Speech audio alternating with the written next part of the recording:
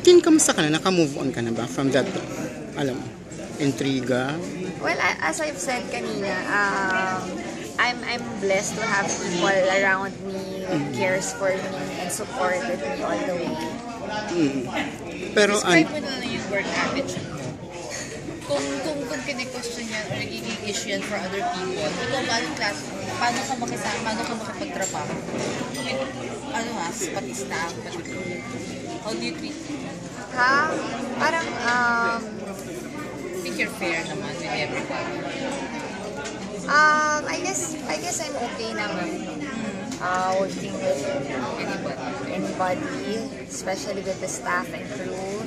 Lagi kaming nagpe-playtime sa set, lagi kami naglolokohan, lalo na yung mga katrabaho ko, like sila Tart Carlos, sila Ate Nadia, sila Tito Pimentel. Nag-share kami lahat ng mga baon namin.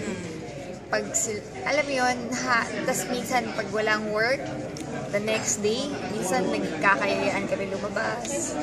Okay naman kami.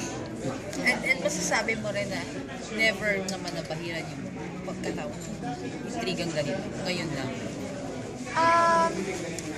I guess, what do you mean?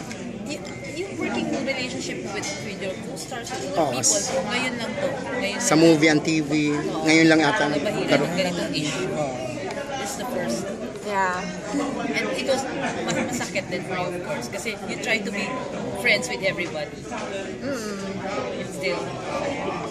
Did you act differently after this? I mean, kung nagka-trauma ka ba, so lalo ka nag-ingat ng pakikisama after? Yes.